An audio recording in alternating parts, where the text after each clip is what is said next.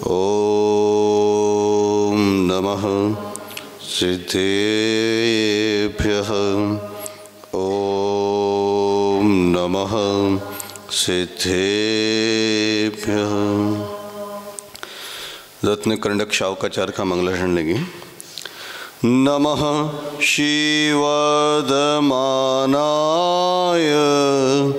निर्धूत कलिलात्मने सालोकानां त्रिलोकानां यद्विद्यादर्पणायते यद्विद्यादर्पणायते। जय बोलिए अनंतानंत सिद्ध भगवंतों की। वेदिका में विराजमान चैतन्य चमत्कारी मूल नायक श्री पार्श्वनाथ भगवान की। आचार्य प्रवशिष्ठ समंत भद्र स्वामी जी महामुनिराज की। संत श्रोमणी आचार्य भगवान श्री विद्यासागर जी महामुनिराज की। आचार्य प्रवशिष्ठ समय सागर जी महामुनिराज की। ज्येष्ठ श्रेष्ठ निर्यापक श्रमण शिक्षा गुरु श्री नियम सागर जी महामुनिराज की। ज्येष्ठ मुनिराज श्री पवित्र सागर जी महामुनिराज की। 3 कम 9 करोड़ महामुनिराजों की।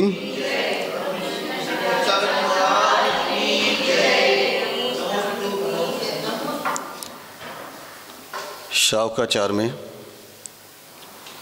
अणुव्रतों का वर्णन चल रहा है, क्योंकि शावक महाव्रतों को अंगीकार करने की योग्यता रखता है, पर वो धीरे धीरे कदम आगे बढ़ा रहा है। आप लोग होता है ना, जब स्नान करते हैं ठंड होती है तो क्या करते हैं, सबसे पहले थोड़ा सा पानी पैर पे डाल के देखते हो शरीर को कैसा लग रहा है। उसके बाद फिर धीरे धीरे कदम अपने आगे बढ़ाते हैं। फिर थोड़ा सा हाथ वगैरह धो लेंगे, उसके बाद बहुत अंत में सर पे डालते हैं। सिर पर पानी आपने लेट क्यों डाला? क्योंकि आपके शरीर के लिए वो जो वातावरण था उसके अनुरूप आपने समझ लिया कि हाँ, अब ये जल हमारे शरीर को सहयोग करेगा। तब तक आपको असहयोगात्मक लगा। वैसे ही आचार्य ने धीरे धीरे आपके लिए बढ़ने कहा कि पहले अणुव्रत को अंगीकार करो शाव को, फिर शमन की तरफ भी आप आगे बढ़े। वो शमनत्व तो आपके अंदर कैसे आएगा? तो शमन की चर्या को भी आप थोड़े सूक्ष्म रूप में अपने जीवन में उतारने का प्रयास करें। और जब आप धीरे धीरे आगे बढ़ते जाते हैं तो आपका जीवन भी श्रवणमय हो जाता है, और वो सामान्यता आपके अंतरंग में दिखने लगती, झलकने लगती। श्रवण के पास क्या नहीं रहता है? उनको निर्ग्रंथ क्यों कहते हैं? ग्रंथ अर्थात परिग्रह। उनको निस्संग क्यों कहते हैं? संग अर्थात परिग्रह। तो वो परिग्रह से रहित होने के कारण निस्संग कहलाते हैं। निस्संगो हम पढ़ते ना आप, मैं निस्संग हूँ। कैसे निस्संग हूँ? तो मैं किसी बाह्य परिणति, बाह्य वस्तु से, पर वस्तु से आकर्षित नहीं हूँ। क्योंकि जब तक आपका आकर्षण है, जब तक आपकी इच्छा है, तब तक परिग्रह है। इसलिए आचार्य ने कहा कि इच्छा को रोको। जो आपकी इच्छा है वो बहुत बड़ा व्यवधान पड़ती है आपकी साधना के क्षेत्र में। इच्छा आपकी कैसी है? संसार को बढ़ाने की। अगर आपकी संस्कार को पूरे संसार को आप समाप्त करें, ये नहीं कह रहे आचार्य, आप ये भी समझ लें, अपने स्वयं के संसार को आपको समाप्त करना है। और वो संस्कार की बदौलत ही आपका संसार विनाश को प्राप्त होता है। तो संस्कार कैसे हैं? तो वो अणुवत रूप संस्कार है, वो महावत रूप संस्कार है। लेकिन उन संस्कारों को कैसे अपने जीवन में अप्लाई करें? तो धीरे धीरे कर एक एक कदम आप जब घर से निकलते हैं, बढ़ते जाते हैं, तो मंदिर की ओर आ जाते हैं। जैसे आप घर से मंदिर की ओर आते हैं, वैसे ही आप मोक्ष की मंजिल तक पहुंच जाते हैं। कदम दर कदम जब आप एक एक बढ़ते जाते हैं, तो आपका बढ़ाया हुआ एक एक कदम आपको संयम की ओर बढ़ाता जाता है। 4 अणुव्रतों का कथन हो चुका है। अहिंसाणुव्रत, सत्याणुव्रत, अचौर्याणुव्रत और ब्रह्मचर्याणुव्रत। 5 पाप होते हैं, आपको पाठशाला में भी बचपन से पढ़ाया जाता है। हिंसा, झूठ, चोरी, कुशील और परिग्रह। कल तक हमने सुशील होने का माध्यम समझा, क्योंकि जब आप कुशील से दूर होते हैं तो क्या होते हैं? सुशील। वो सुशील कैसे होता है? जो अपने शील को समझता है, और शील को समझने वाला ही अपनी आत्मा में रमण कर सकता है, इसलिए उसको ब्रह्मचारी कहा। ब्रह्म अर्थात आत्मा, और उसमें चरण अर्थात आचरण करना, विचरण करना। तो अपने आत्म तत्व में विचरण कौन कर सकता है?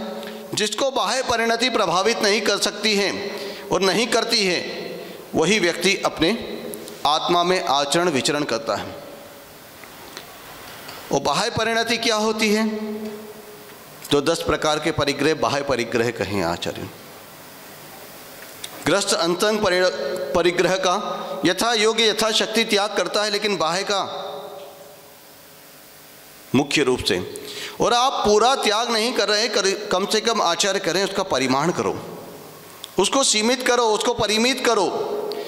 जब आप परिग्रह को परिमित कर लेते हैं तो आपका जीवन बहुत अच्छा, इच्छाओं से रहित होता हुआ बहुत अच्छा जीवन बन, क्योंकि जहाँ तक इच्छाएं हैं वहाँ आपका जीवन अच्छा नहीं। जिसके जीवन में इच्छा है उसके जीवन में अच्छा ही नहीं।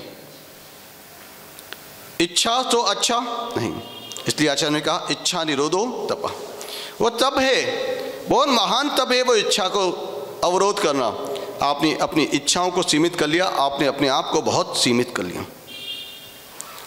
बगैर इच्छाओं को सीमित करे ना तो व्यक्ति ब्रह्मचर्य का पालन कर सकता है, ना व्यक्ति अचौर्य व्रत का पालन कर सकता है, ना व्यक्ति सत्य का पालन कर सकता है, ना व्यक्ति अहिंसा का पालन कर सकता है। कैसे नहीं होता? सत्यानुव्रत की 5 भावना हैं। क्रोध, लोभ, भीरुत्व। लोभ का प्रत्याख्यान। जब तक व्यक्ति के मन में लोभ है तब तक वो सत्य नहीं बोल सकता। लोभ कषाय से युक्त व्यक्ति के मुख से कभी सत्य नहीं निकल सकता। उसकी सत्य के प्रति इतनी प्रगाढ़ आसक्ति है कि वो उसे सत्य नहीं बोलने देंगे। किसके प्रति? तो लोभ के प्रति प्रगाढ़ आसक्ति उसे सत्य नहीं बोलने देंगे। और आसक्ति किस में होनी थी? सत्य में। लेकिन आसक्ति किस में हो गई? लोभ में। धर्म में आसक्ति सो आपको धर्मात्मा बनाती है, और पाप में आसक्ति सो आपको पापात्मा बनाती है। हमें धर्मात्मा बनना है कि पापात्मा बनना है, इसका चयन हम स्वयं करना है। 10 प्रकार के बाह्य परिग्रह सभी ने तत्वा सूत्र में सूत्र को बहुत अच्छे से पढ़ा होगा। क्षेत्र वस्तु, वस्तु की वास्तु, क्षेत्र वास्तु, हिरण्य, हिरण्य, हिरण्य, सुवर्ण, धन, धान्य, दासी, दास, हाँ, और कुप्य और भांड। इसका प्रमाण करना है। क्षेत्र अर्थात खेत आदि को क्षेत्र कहते हैं। इसका विशेष विवेचन हम देखते हैं। पहले आचार्य महाराज द्वारा लिखित इस श्लोक का उच्चारण करेंगे हम लोग। आर्या छंद है। धन धान्यादि ग्रंथम परिमाय ततोधिकेषु निःस्पृहता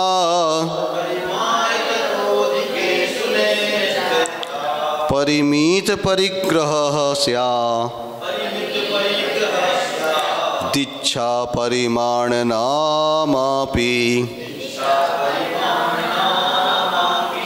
धन धान्यादि ग्रंथम परिमाय ततोधिकेषु निःस्पृहता परिमित परिग्रह स्यात् दीक्षा परिमाण नामापि।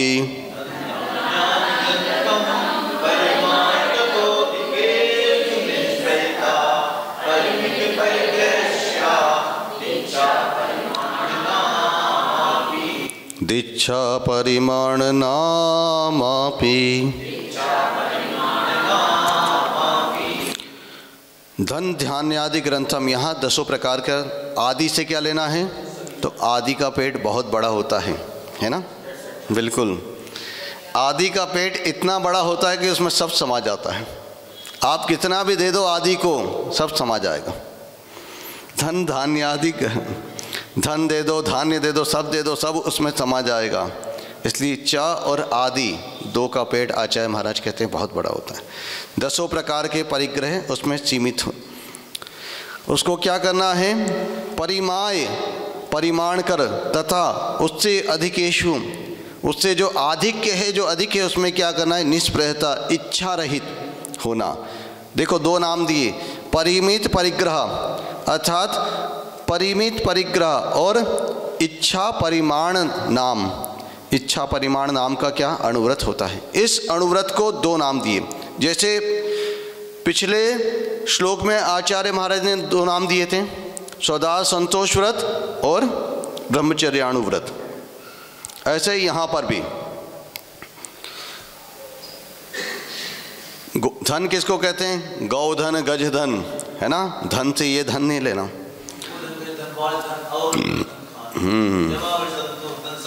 बाज अर्थात अश्व, बाज यानी घोड़ा। धन धान्य, और धान्य गेहूं चना आदि, ठीक है। और आदि शब्द से दासी दास, स्त्री, मकान, खेत, सोना चांदी आदि सभी का ग्रहण हो जाता है। यह सब क्या कहलाता है, परिग्रह। अपनी इच्छानुसार देव अथवा गुरु के पाद मूल में इनका परिमाण कर उससे अधिक में इच्छा रहित होना परिमित परिग्रह नाम का अनुव्रत है। इस अनुव्रत में अपनी इच्छा के अनुसार कोई जबरदस्ती का सौदा नहीं है। आपको लगता है कि मुझे इतना परिग्रह रखना है ताकि मेरा जीवन बहुत व्यवस्थित रूप से चलता रहे, उतना आपको जितनी आवश्यकता उतना परिग्रह। आवश्यक से अधिक क्यों, प्रश्न खड़ा होता है। ये और का कोई छोर नहीं है, और इसका कोई छोर है क्या। एक कथानक आप लोग कई बार हमको, क्योंकि कथानक आप ही ज़्यादा सुनाते हो, हमारे मुख से आपको किस्से कहानी बहुत कम सुनने को मिले होंगे।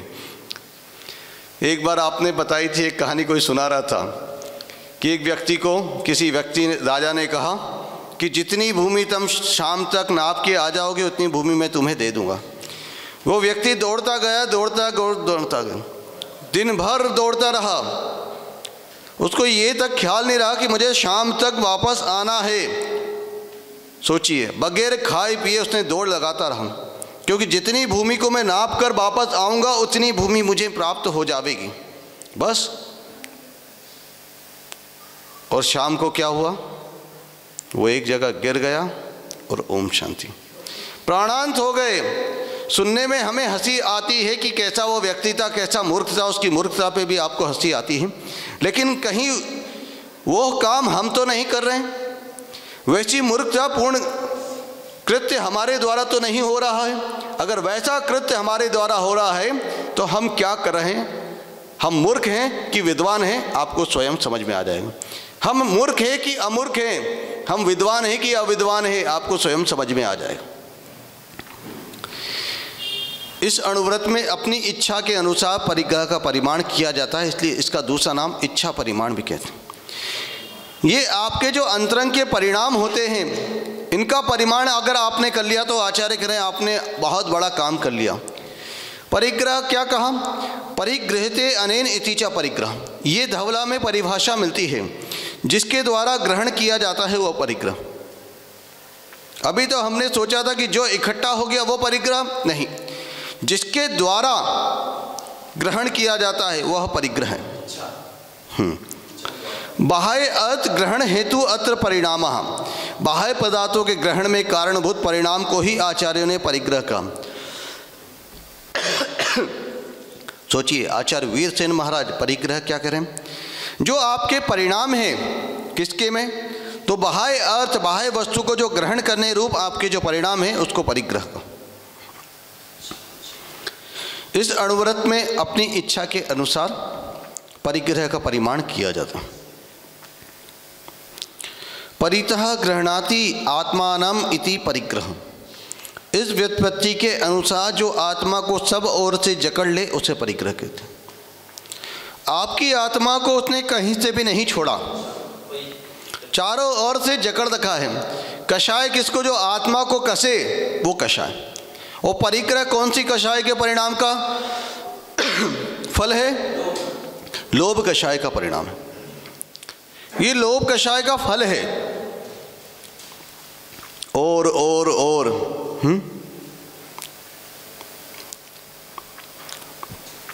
परिग्रह का वाच्यार्थ आचार्य ने कहा मूर्छा।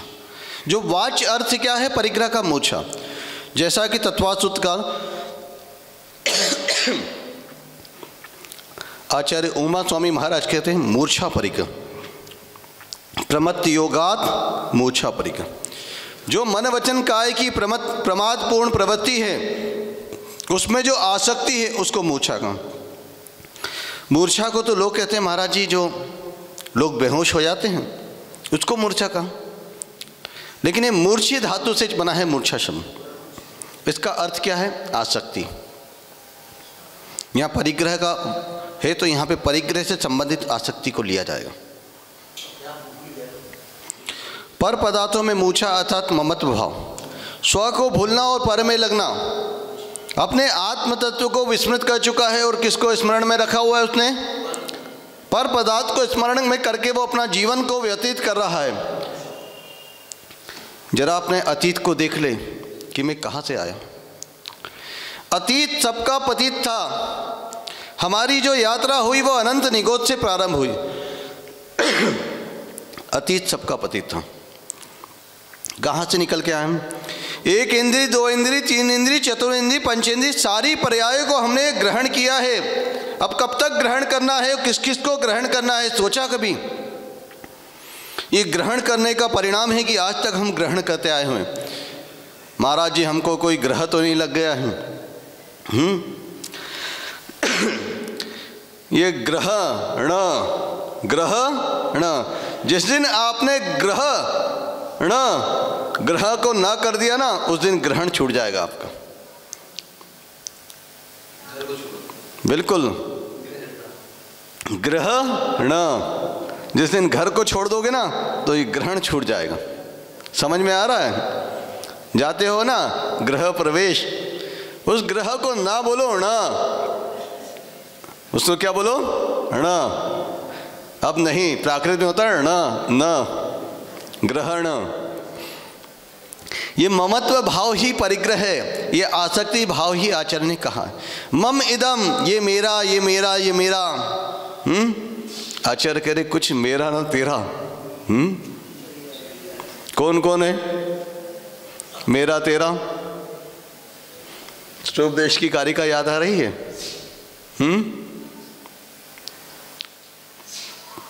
आ रही है? अपने घर में बैठना है जी ग्रहण होता। अपने घर में बैठना ग्रहण, ग्रहण। अपने ग्रह में बैठना। जब तक घर में बैठे हो तब तक ऐसा कह सकते हो पंडित जी। हाँ, अपने घर में। तो आत्मा रूपी ही अपना घर है और उसमें ही आपको बैठना है, चित होना है, तो आप गृहस्थ कहलाएंगे। उसको कहते आत्मस्थ, स्वस्थ। स्व अर्थात आत्मा, इसमें स्थित होना स्वस्थ कहलाता है। और जब तक आप आपके आत्म तत्व में नहीं, जब तक पर में लगे हैं। कौन सी कारिका है याद आ रही उपदेश की? पुत्र मित्राणि शत्रवः सर्वथान्य स्वभावानी है मूढ़ा स्वानी प्रपद्यते। उसकी शुरुआत हमें याद नहीं आ रही है, आपको याद आ रही है? बताए कोई? शुरुआत में ही है मूढ़ा स्वानी प्रपद्यते। वो मूढ़ प्राणी कह रहे हैं, क्या कह रहा है? वो सबको अपना अपना कह रहा है। किसको? गृहम, गृह को, पुत्र को, मित्र को, पत्नियों को, पुत्रों को। उसमें भी बहुवचन का प्रयोग किया है, दाराह, पुत्रा। शुरुआत क्या है? बपुर ग्रहम धनम दारा, शरीर को अपना मान रहा है। बपुर ग्रहम धनम दारा पुत्रा मित्राणि शत्रवः सर्वथान्य स्वभावानि मूढ़ा स्वानि प्रपद्यते। देखो एक शब्द पे गाड़ी अटक गई। अटक जाती है, क्यों अटक जाती?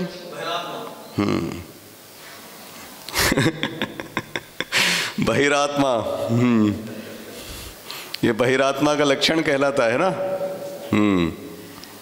इसलिए अंतरात्मा हो, आचार्य कह रहे हैं। और अंतरात्मा कौन हो सकता है? जो अंतरात्मा में जा सकता है। और अंतरात्मा में जाने की परिणति क्या है? परिग्रह का त्याग करो।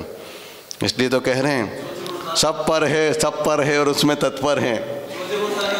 क्यों पंडित जी समय पे क्यों नहीं आया?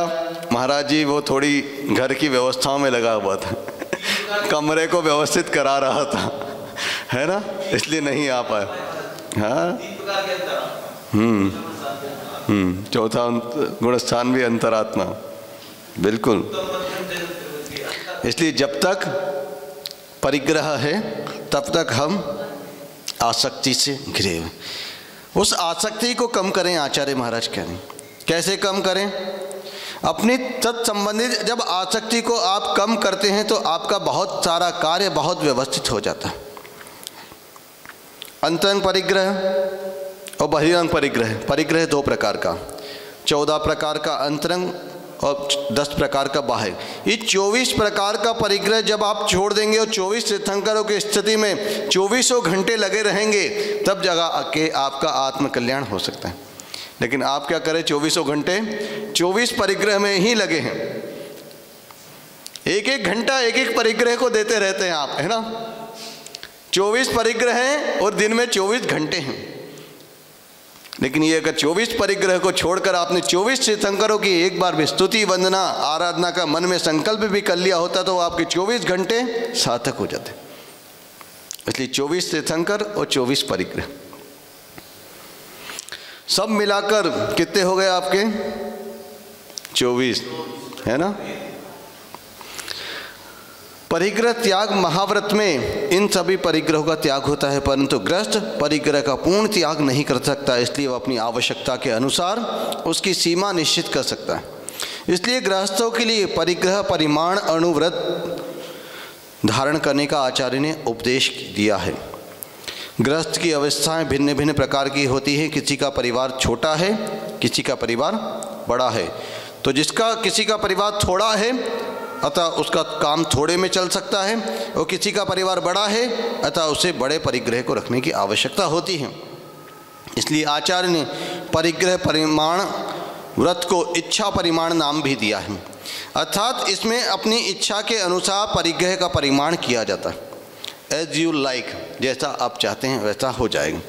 परिमाण किए हुए परिग्रह से अधिक परिग्रह में किसी प्रकार की वांछा नहीं करना इस व्रत की विशेषता है। अब इट्स इनफ फॉर माई, ये मेरे लिए पर्याप्त है। अंदर से आवाज़ आती कि नहीं आती कि बस something else something else something else है? अंदर से ये आवाज़ आती। अंतरंग से क्या आवाज़ आनी थी? इट्स इनफ, बस बहुत हुआ, इतना पर्याप्त है। लेकिन आवाज़ क्या थी? Something else something else something else है। इस और का कोई छोर नहीं है। Something something something. कोई पूछे how much and how many, कितना और कुछ नहीं, मच मोर, है ना। ये जो डिमांड अंदर से क्रिएट होती है, ये डिमांड अंदर से जो होती है ये बहुत बड़ी, और इसकी डिमांड और सप्लाई, इस चेन को समझना बहुत आवश्यक। पहले बच्चों को पढ़ाया जाता था आवश्यकता आविष्कार की जननी है। आवश्यकता आविष्कार की जननी है। और अब क्या है? अब आविष्कार आवश्यकता की जननी है। पहले मार्केट में प्रोडक्ट आता है, फिर उस प्रोडक्ट का डिमांड को क्रिएट किया जाता है, उसके बेनिफिट बताए जाते हैं।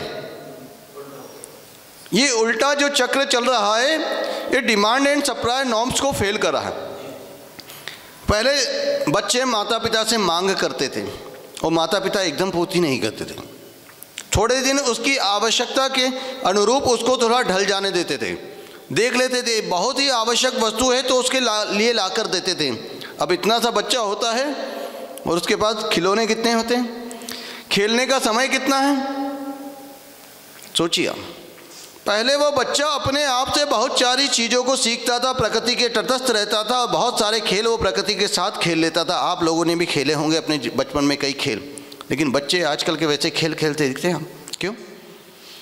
आपने इतने उसकी डिमांड के पहले बस ये वो समझ रहा है नहीं। दादी कहती महाराज जी हमारा पोता तो हमसे भी अच्छा मोबाइल चला लेता है। सोचिए, हमको फंक्शन पता नहीं, उसको सारे फंक्शन पता है। सोचिए ये क्या हो रहा है। ये उसके फंक्शन खराब हो रहे हैं, उसके मेंटल फंक्शन खराब हो रहे हैं। आप सोचिए उसकी याददाश्त क्षमता पे कितना बड़ा असर हो रहा है। पहले आपको मास्टर मार मार के पीट पीट के बिल्कुल इतने पहाड़े रटा देते थे, ऐसी वर्णमाला रटा देते थे कि आप लोगों के सब कुछ व्यवस्थित होता था। कभी आपको हिंदी, इंग्लिश, संस्कृत, व्याकरण आदि पढ़ने में भी दिक्कत नहीं आती थी। लेकिन अब क्या हो रहा है? 2 1 जा 2 1 जा जा 2 1 जा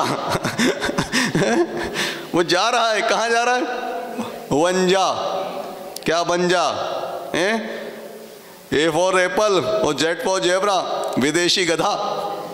2 1 जा, क्या बन जा? 2 बन जा, क्या बन जा? विदेशी गधा बन जा। हैं? क्या सिखा रहे हैं बच्चों को आप? विदेशी गधा बनना सिखा रहे हैं। इसलिए परिग्रह को आप जब परिमित करते हैं, उनको उतनी ही आवश्यकता, उतनी सप्लाई देते हैं, तो बच्चे भी नहीं बिगड़ते। जितने आवश्यक उतने कपड़े। अब तो ओम शांति, सैटरडे की ड्रेस अलग, संडे की ड्रेस अलग है। बचपन 2-4 निक्कर में निकल जाता था। देखना पुराने टाइम के फोटो, आपको लगेगा कि हाँ बस वो 2-4 निक्कर लिया है, 2-4 शर्ट लिया है, 1-2 टी शर्ट तो भी बहुत बाद में चली, पहले शर्ट और निक्कर चलती थी छोटी, उसमें बचपन निकल जाता था। आपके बच्चों का भी निकला होगा, हैं? अब क्या है? सोचिए आप। और बहुत सात्विकता के साथ, अच्छी मानसिकता के साथ बच्चे जीवन जीते थे। आज हम उनको सात्विकता नहीं दे रहे हैं। हम उनको गैजेट तो दे रहे हैं, गिफ्ट दे रहे हैं, गैजेट दे रहे हैं, लेकिन उनको थोड़ी सी भावनाएं नहीं दे पा रहे। वो फीलिंग नहीं दे पा रहे कि बच्चा तुम्हें कैसे समझना है, इनकी इंपॉर्टेंस को कैसे समझना है। बस मेरा बच्चा किसी के सामने गिल्टी फील नहीं करना चाहिए, उसको गैजेट दे दो, नीचा कैसे देख ले 2 लोगों के सामने। उसके बच्चे के पास ऐसा आइटम तो मेरे बच्चे के पास भी होना चाहिए। ये आप कंपटीशन दे रहे हैं बच्चों को, और ये आपने एक ऐसी कंपटीशन सोसाइटी में क्रिएट कर दी है कि उसके कारण इतनी दिक्कत आ रही, कह नहीं सकते। लोगों ने अपना परिग्रह को बहुत परिमित कर लिया, हम 2 और हमारे 1। इतना परिग्रह उन्होंने संकोचित कर लिया कि बस पहले कितना होता था, बहुत सारे बच्चे होते थे। देखो महाराज जी, हमने परिग्रह परिमाण कर लिया ना। कैसी 1.5 बुद्धि लगाएंगे आप लोग? इसको 1.5 बुद्धि कहते हैं, 1 बुद्धि नहीं कहते, क्योंकि आधी आपकी अतिरिक्त लगा ली आपने। कितना परिमित कर लिया अपने आप को। हमने देखो, आपने बोला इच्छाओं को निरोध करना, हमने परिवार को संकुचित कर लिया। बस हम 2 और हमारे 1। आपने संस्कृति का विध्वंस कर दिया है। आपने अपनी वासनाओं को सीमित नहीं किया है। वासनाएं तो यथावत हैं। एक व्यक्ति स्नान कर रहा है, कहाँ जा रहा है? जिनालय। दृष्टांत दिया था आपको। और व्यक्ति स्नान करके कहाँ जा रहा है? जिमालय। जिमालय समझ गए? अपने शरीर को व्यवस्थित करने, और एक अपनी आपना को व्यवस्थित करने। एक व्यक्ति स्नान कर रहा है और कहाँ जा रहा है? स्नान करना किसका सार्थक है? एक व्यक्ति अपने शरीर का पोषण तो कर रहा है, अपनी इच्छाओं का पोषण कर रहा है, लेकिन वो संतति की वृद्धि नहीं कर रहा।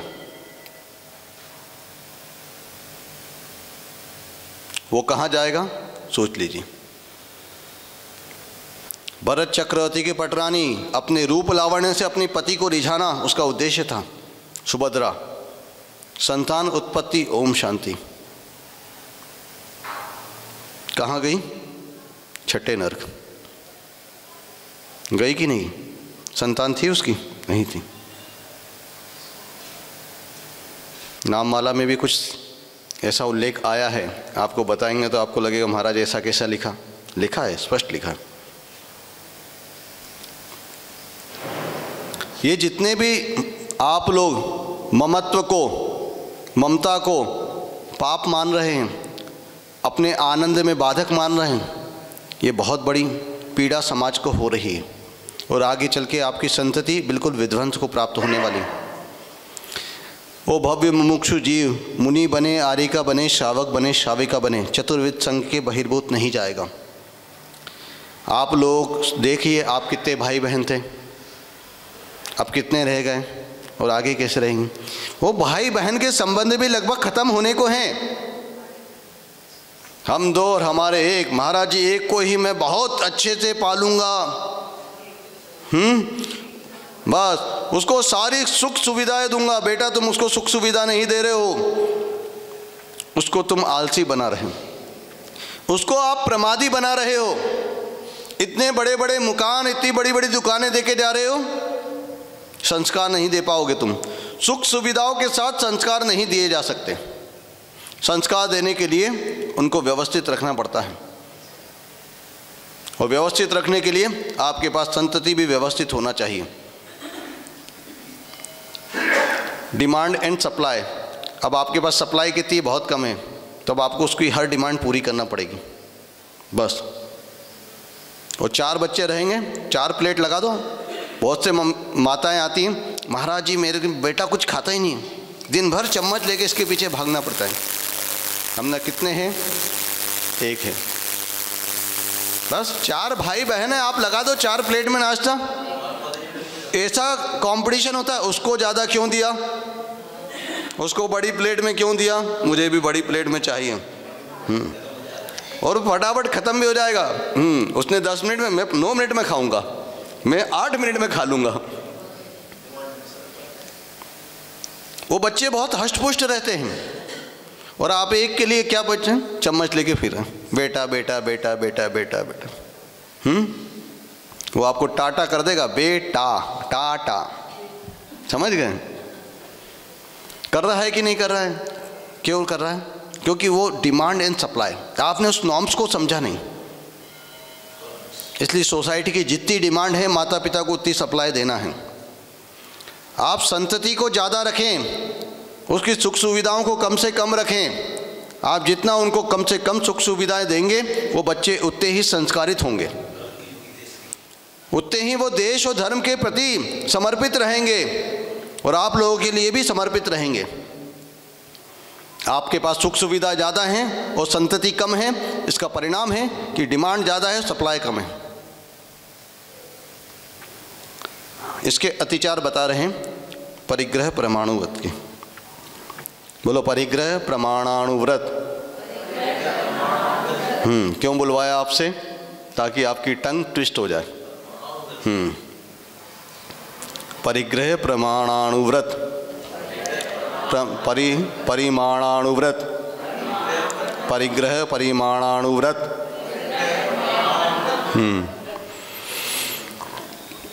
कारिका का उच्चारण करेंगे। अतिवाहनाति संग्रह। पंडित जी हा को हे क्यों बोलते हो? वाहे बोलो। दमोह, दमोह ही नहीं, दमोह। हाँ। अतिवाहनाति संग्रह। वाहे नाती नहीं बोलो, वाहनाति। वाहन बोलो, वाहन, वाहन।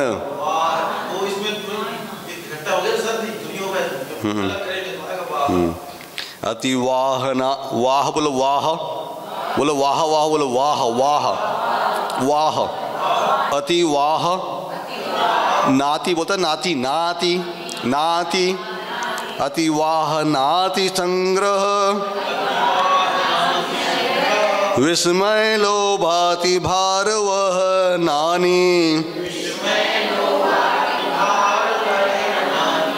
परिमित परिग्रहस्त च विक्षेपः पंचलक्ष्यन्ते। देखो 4 खंड का दिन आपने। अतिवाह नाति संग्रह है ना। अतिवाह नाति संग्रह। विस्मय लोभाति भारवह नानी।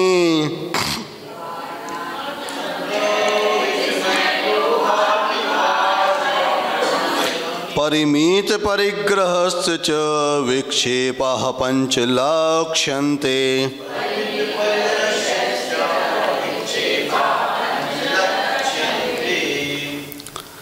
अति वाहन, अति शब्द को सबके साथ लगा लेंगे ना। अति वाहन, अति संग्रह, अति विस्मय, अति लोभ और अति वाहन। अति सर्वत्र वर्जित। जहाँ जहाँ अति है, अति की कोई इति नहीं। इसलिए इति करो, बस इतना ही, इतना ही। कोई वस्तु आपको ज़्यादा अच्छी लग रही है और आपने अति मात्रा में सेवन कर लिया, अब क्या होगा, है ना।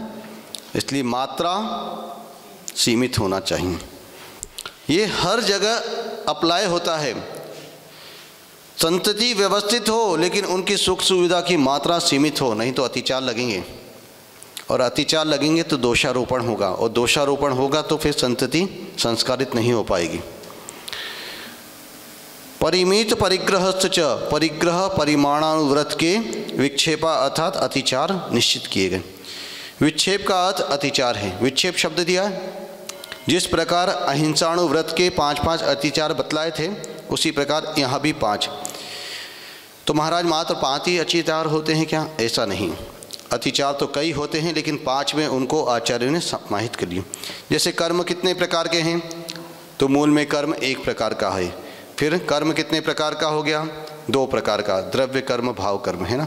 फिर 3 प्रकार का, द्रव्य कर्म भाव कर्म नो कर्म, ठीक है। और फिर 4 प्रकार का, फिर 5 प्रकार का, 6 प्रकार का, 8 प्रकार का, और फिर उसकी 148 आपने कर्मों की प्रकृतियाँ बना ली। उसके अलावा कितना? असंख्यात लोक प्रमाण।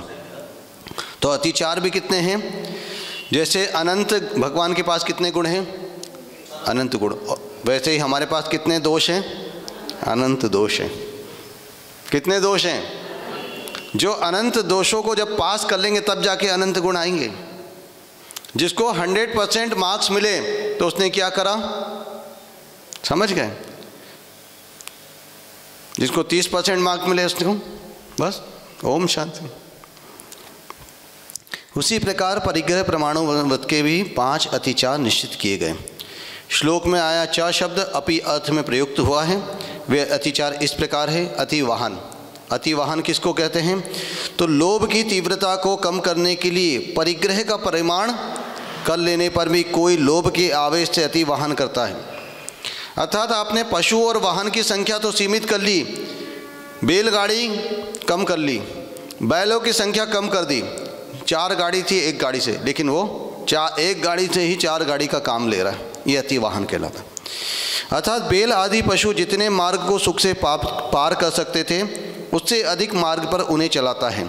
यह क्रिया अतिवाहन कहलाती है। इस व्रत का धारी मनुष्य बैल आदि की संख्या तो कम कर लेता है, परंतु उनकी संख्या के अनुपात से खेती और मार्ग का यातायात कम नहीं करता। इसलिए उनके कम किए हुए बैल आदि को ही अधिक चलाकर अपना काम पूरा करता है। ऐसी स्थिति आप लोगों की हो रही है। एक बच्चा है, उस पर ही अतिवाहन, बस अब वो बच्चे को 4 मकान देखना है, 10 दुकान देखना है। बच्चे कितने हैं? क्या कर रहे हो आप उसको? अतिवाहन। बिल्कुल, एक बच्चे पे इतनी रिस्पॉन्सिबिलिटी देते हो आप, इसलिए कह रहे 4। 4 तो कम से कम आपके लिए और एक धर्म के लिए। तो बड़े महाराज जी ने तो क्या कहा था शीतल धाम में? नो, है ना, याद है सबको। फिर एक बच्चा है, उस पर कितनी रिस्पॉन्सिबिलिटी?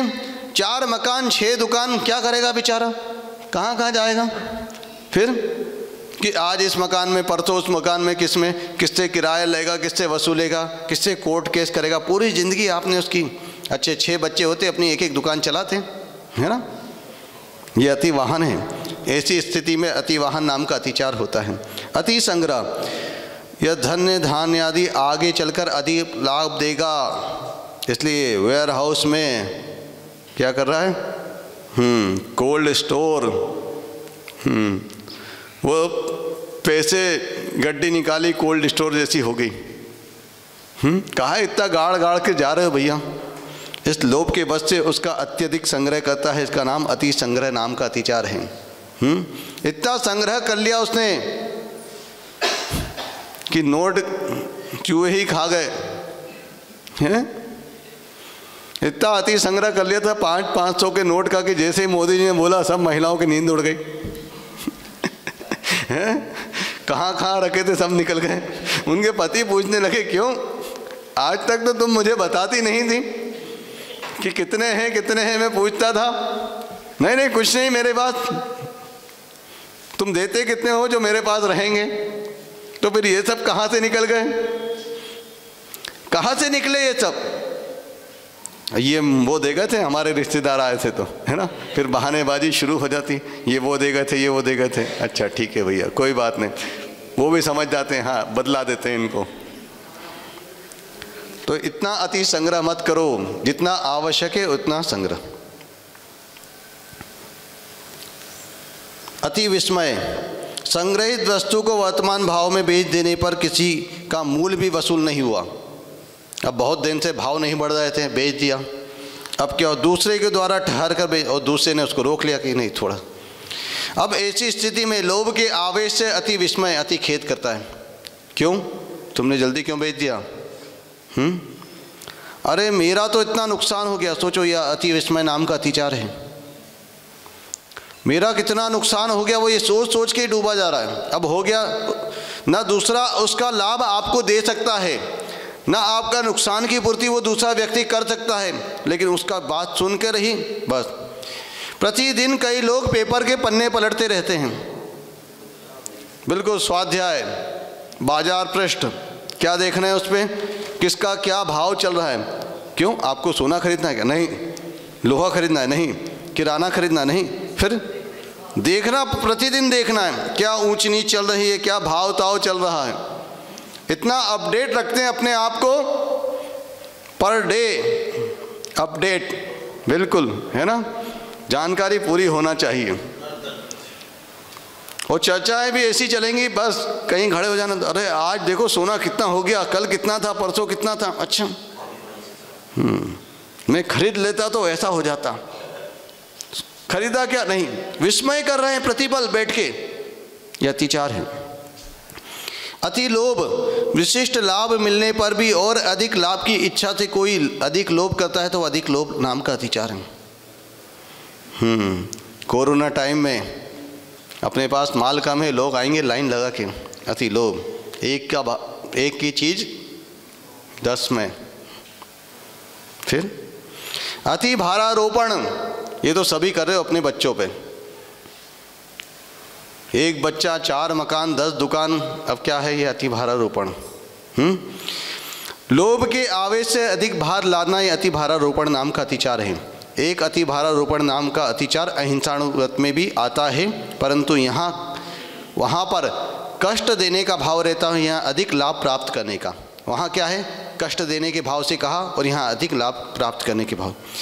अथवा अति भारारोपण का एक अर्थ यह भी है कि अपने कारोबार को इतना अधिक फैला लेना जिससे वह स्वयं संभाल नहीं कर सकता, उसके कारण वो सदा व्यथित रहता है। इतना अधिक उसने अपने काम काज को फैला लिया, बस अब रात दिन उसमें ही। सोमवार को इस हाट जाना है, मंगलवार को इस हाट जाना है, बुधवार को इस हाट जाना है ना। इतना फैला रखा है कि कह नहीं सकते। और एक बार किसी हाट ने, अरे वो पुरानी उधारी डूब जाएगी, तो फिर उसकी कंटिन्यूशन भी बनी रहती है। आज इस बाजार, कल उस बाजार, कल उस बाजार। तत्वाश्रुतकार आचार्य उमा स्वामी महाराज ने परिग्रह प्रमाणवत के अतिचार दूसरे ही लिखे हैं। क्या लिखे हैं उन्होंने? लिखा, क्षेत्र वास्तु प्रमाण अतिक्रमण, हिरण्य सुवर्ण प्रमाण अतिक्रम, धन्य धान प्रमाण अतिक्रम, दासी दास प्रमाण अतिक्रम और कौप्य भांड प्रमाण अतिक्रम।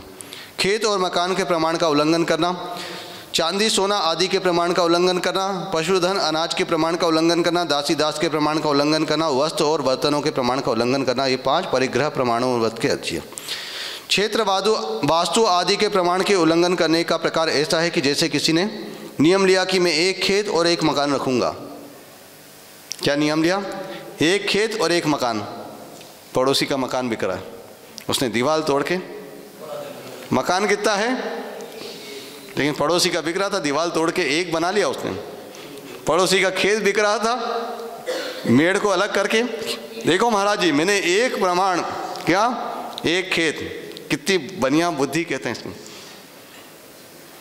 फिर बिल्कुल इसको वणिक का गणित कहते हैं वणिक का गणित इतना तीक्ष्ण होता है, दिन का ब्याज अलग और रात का ब्याज अलग। वणिक क्या करता है, मैं तुम्हें पैसा दे रहा हूं, लेकिन पैसा देते समय दिन का ब्याज अलग और रात का ब्याज। जब HDFC बैंक में थे, 2 व्हीलर लोन डिपार्टमेंट में, हम गृहस्थ जीवन में, तो हमारे बॉस हमको बुलाते थे स्कीम बनवाने। दीपावली आदि के समय जब स्कीम बनती थी तब सजेशन लेते थे, क्योंकि वो पता था ये बढ़िया आदमी। वहाँ हाईलाइट किया जा रहा है ब्याज की दर कितनी, 5.99 या 0% इंटरेस्ट। क्या बैंक लुटने को बैठी है? 0% पे आपको कुछ देगी? वो उसको दूसरे मोड में लेती थी, 2 EMI आपसे एडवांस ले ली और ये कर लिया वो कर लिया, मतलब कैसे भी करके उनको आपसे 2-5 हज़ार रुपये लेना है। बैंक अपने आप को दिवालिया, 0% ब्याज पे कोई पैसा बांटता है। पर हाईलाइट उस स्कीम को इतना किया जाता था 0% स्क्रीन। और जो प्रोडक्ट रहता है उसमें डीलर का भी सबमिशन होता है। वो प्रोडक्ट बिक नहीं रहा था या प्रोडक्ट की डिमांड कम थी, तो डीलर भी उसमें कंपनी को देता है कि हाँ हम आपको इस पर इतना डिस्काउंट देंगे, तो उससे भी उतना पैसा ले लिया जाता है। तो सबका डीलर सबमिशन कितना है ये करके उसको स्कीम को बनाया जाता है। ऐसा नहीं, ये वणिक का गणित बहुत तीक्ष्ण होता है। ऐसे ही किसी ने सोने का आभूषण का संकल्प लिया था कि मैं 1 हार रखूंगी। अब 1 हार कितने का था पहले? 1 तोले का। बढ़ते बढ़ते कितने तोले का हो गया? 10 तोले का। उसमें है ना। ऐसे ही चांदी में भी मैं 1 चांदी का थाल रखूंगी, तो चांदी की पहले कटोरी थी, वो धीरे धीरे बढ़ते बढ़ते थाल हो गई। इसी तरह है ना। यहाँ इन व्रत की रक्षा के लिए आचार्य उमा स्वामी महाराज ने 5 भावनाएं आप लोगों के लिए बताई। कौन सी? मनोज्ञा मनोज्ञेंद्रिय विषय राग द्वेष वर्जनानि पंच। पंचेंद्रिय के विषय क्या होते हैं? मनोज्ञ भी होते हैं और अमनोज्ञ भी होते हैं। मनोज्ञ कैसे? स्पर्शन, रसन, घ्राण, चक्षु और करण। स्पर्शन के कितने? 8। रसना के कितने? 5। घ्राण के कितने? 2। कर्ण के कितने? 7। और चक्षु के कितने? 5। वर्ण बेसिक 5 ही होते हैं। 5 और 5 10 और हाँ, और 8 और 7 15। और नाक के कितने? सुगंध और दुर्गंध 2। तो ये 27 क्या होते हैं? ये मनोज्ञ भी होते हैं और अमनोज्ञ। किसी के लिए रूखा अच्छा नहीं लग रहा है, वो किसी के लिए रूखा अच्छा लग रहा है। किसी के लिए ठंडा अच्छा नहीं लग रहा है, किसी के लिए अच्छा लग रहा है। गर्मी में ठंडा अच्छा लगता है, ठंड में ठंडा अच्छा लगता है। ऐसे ही किसी समय कुछ मनोज्ञ होते हैं, किसी समय कुछ अमनोज्ञ होते हैं। तो ये मनोज्ञ और अमनोज्ञ पंचेंद्रिय के विषय होते हैं। ये इंद्रिय विषयों में मनोज्ञ और अमनोज्ञ की परिकल्पना कौन करता है? तो हम ही करते हैं और आप ही करते हैं। इसलिए यहाँ पर इंद्रियों के विषयों में मनोज्ञ और अमनोज्ञ में क्या नहीं करना? राग द्वेष। मनोज्ञ है तो राग और अमनोज्ञ है तो द्वेष, इसको छोड़ो। पंचेंद्रिय के विषयों में राग द्वेष को छोड़ना ही आचार्य ने कहा मनोज्ञा मनोज्ञेंद्रिय विषय राग द्वेष वर्जनानि पंच। ये राग द्वेष हमारा पंचेंद्रिय के विषयों से दूर हो। और पंचेंद्रिय से विषय से राग द्वेष कैसे दूर होगा? तो आचार्य कह रहे इच्छाओं को परिमित करो। जब आपकी इच्छाएं परिमित होगी तो आपका राग द्वेष भी परिमित हो जाएगा। जिसकी इच्छाएं जितनी खुली हुई हैं और वो इच्छाओं को अच्छा मान रहा है, तब तक उसका राग द्वेष परिमित नहीं हो सकता। उसके माध्यम से उसका जीवन कभी व्यवस्थित नहीं हो सकता। इसलिए अपने जीवन को संतोषी बनाएं। और संतोषी जीवन का लक्षण है वो परिमित जीवन, वो संयमित जीवन। और जीवन का संयम आपके लिए बहुत आवश्यक है, क्योंकि बगैर ब्रेक की गाड़ी का कोई महत्व नहीं है। इसलिए अपने जीवन में संयम को स्थान दें और संयम के माध्यम से आपका जीवन बहुत उन्नत बने। इन्हीं मंगल भावनाओं के साथ संत शिरोमणि आचार्य भगवान श्री विद्यासागर जी महामुनि राज की। प्रभु देव तुम्हारे पवित्र मुख से निश्चित जो शीतल वाणी, जग जन मन के मल को धोती अतः कहाती जिन वाणी जयवंतो माँ जग में तब तक जब तक सूरज चांद रहे। शीश नवाते कर्म हरो माँ अब तक हम विषयांध रहे। अब हम ना विषयांध रहे। द्वादशांग जिनवाणी माता की शिक्षा गुरु ज्येष्ठ श्रेष्ठ नियापक श्रमण श्री नियम सागर जी महामुनिराज की।